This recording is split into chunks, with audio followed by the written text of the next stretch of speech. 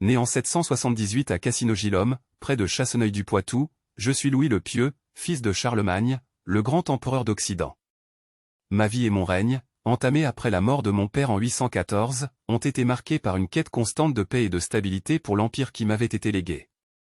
Mon accession au trône fut relativement pacifique, mon père ayant déjà partagé son royaume entre mes frères et moi selon la tradition franque. Je me suis vu confier l'Aquitaine dès 781, et j'ai appris à gouverner sous la tutelle de conseillers avisés, forgeant ainsi mon caractère débonnaire et ma réputation de piété. J'ai été couronné empereur par le pape Étienne IV à Reims, un symbole fort du lien entre la couronne et l'Église, que j'ai toujours cherché à renforcer tout au long de mon règne. La gestion de l'Empire nécessitait une diplomatie habile et une main ferme. J'ai mis en place des réformes pour renforcer la centralisation du pouvoir, tout en maintenant les structures administratives établies par mon père.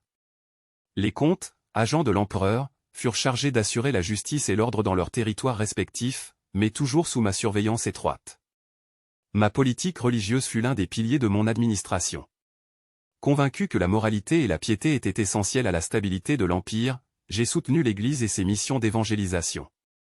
J'ai également imposé la réforme monastique pour corriger les mœurs relâchées et garantir que les monastères demeurent des centres de piété et de savoir. Mon règne a vu la construction de nombreuses églises et le renforcement des structures cléricales. Les relations avec les peuples frontaliers et les royaumes voisins ont été une autre facette complexe de ma gouvernance. J'ai mené plusieurs campagnes contre les Bretons, les Saxons et les Danois, cherchant à sécuriser les frontières de l'Empire et à imposer le christianisme comme un vecteur d'ordre. Toutefois, j'ai toujours préféré la diplomatie à la guerre, négociant des traités et offrant des présents pour assurer la paix. Le défi le plus grand de mon règne a sans doute été la gestion de ma propre famille. Dès 817, j'ai promulgué l'Ordinatio Imperii, un plan de succession destiné à éviter les disputes fratricides qui avaient souvent affligé les royaumes francs. Mes fils, Lothaire, Pépin et Louis, furent établis comme co-empereurs ou rois dans différentes parties de l'Empire, une décision qui, je l'espérais, garantirait la paix après ma mort. Malheureusement, la rivalité entre mes fils et les intrigues de cour ont miné ces plans. En 830, mes fils se sont révoltés contre moi, mécontents de leur part d'héritage et incités par des nobles ambitieux. Cette révolte a été la première d'une série de conflits qui ont affaibli l'Empire et terni la fin de mon règne.